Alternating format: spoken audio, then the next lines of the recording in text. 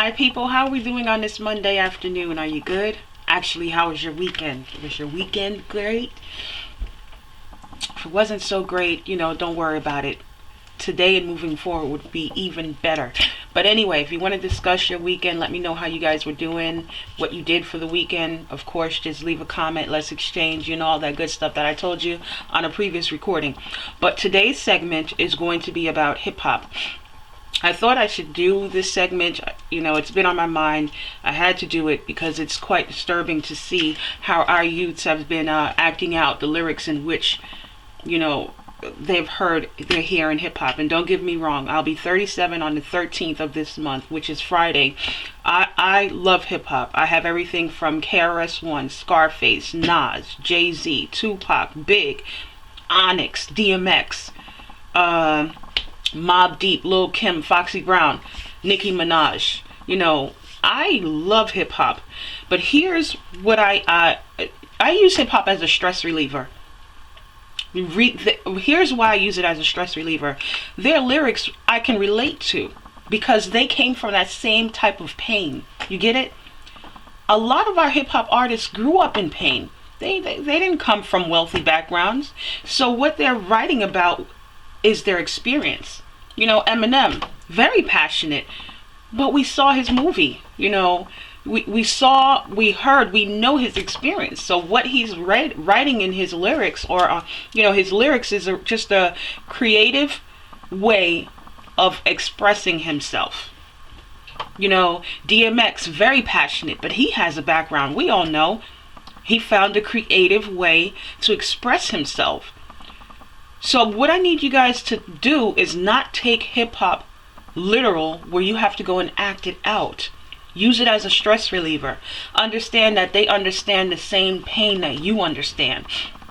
And they're putting it out there because that's what makes them happy in order to release. It's like a catalyst, if I will. Let's say it's a catalyst. That's what it is. And hip-hop itself is the conduit between us and them. That's what keep us connected. That's what make us realize that they are actually human, because we can relate to what they are writing. And that's because they have felt it at one point or another. But what I want to tell you guys is that they're living those of them who are smart, who have done well with money, who have invested, are doing well for themselves. They are not living that pain anymore. Now they're just writing about it to captivate you guys, the audience, because this is where the money is coming from. Because people, for some reason, are so drawn to pain. You have to, how can I say it? People don't believe that artist or anyone is real if they don't talk about pain. If it's always a good day, people tend to not be interested. They tend to think that this person is just not real, which is so far from the truth. It is so far from the truth. And because you are more captivated by pain than you are good living, you have artists like Lil Wayne and Rick Ross writing what they're writing. You understand me? Not to mention, these record labels and other companies have bought into the private prison system. So, them buying into the private prison system have to see you in jail. This means that artists have to continue to write the way they're writing, so you can continue to act those lyrics out, act the fool, and go and sit up behind bars because you make them wealthy. All right. And when you go sit behind bars, you are enslaved in another way, because think about it. You clean the streets, you make product, you cook, you do different things for the jail, and you only get paid $1 a day. Do you have any idea of how much the jail makes off of you for your labor? I don't even know, because that's information that they will not put out. But I'm just understand where I'm coming from. You are worth a lot of money to them in jail.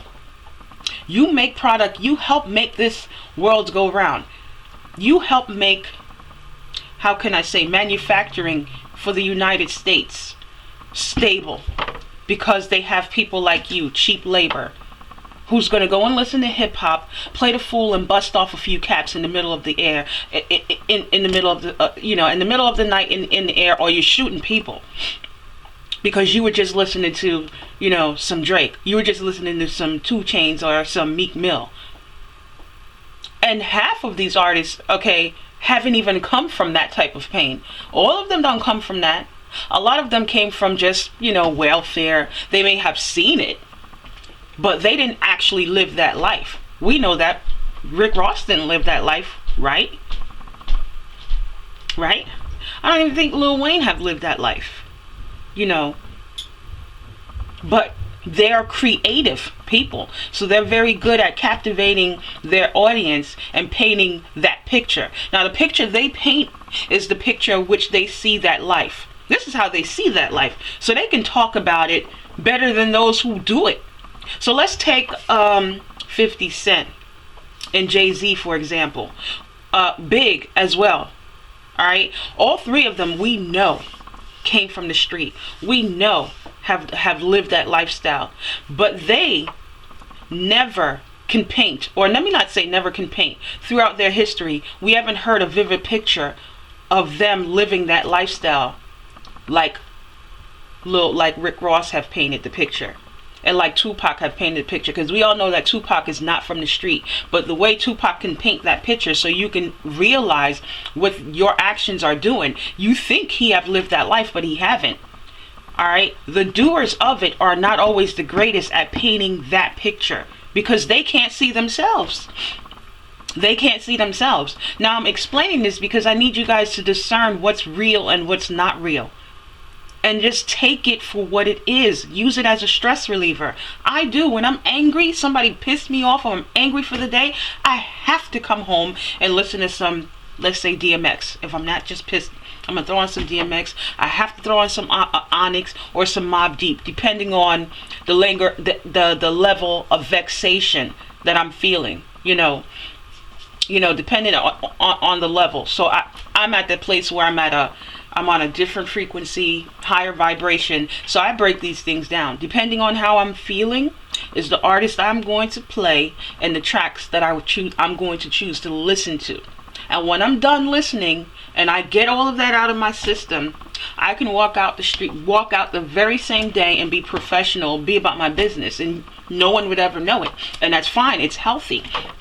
There's nothing wrong with that. That is perfectly healthy. But it is not healthy to grab up these guns, be in the condition that you're in, the mindset that you are in, because you're just angry with life. So you're angry with life, and then you're listening to these lyrics, and no one is giving you hope. You're not hearing hope in these lyrics. You're hearing, go out and shoot somebody. Because the government is not going to give you this. They're not going to help you with that. So because no one is going to help me, I'm going to go out and take it from someone who's working hard and suffering by the same system you are suffering from. Do you understand how ridiculous and how crazy that sounds? That sounds like you guys are crazy. It sounds like you are crazy. Irrational thinking is what that is. It's very irrational.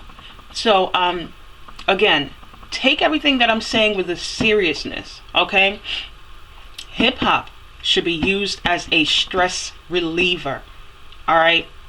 Discern what is real and what is not real. And if you don't believe me about some of the artists, like Tupac or Rick, well, everyone knows Rick Ross is not from the street. Everyone knows he was a correction officer, right? So we could scratch that off the list. But Tupac, because I've had a debate where someone told me that Tupac actually lived that.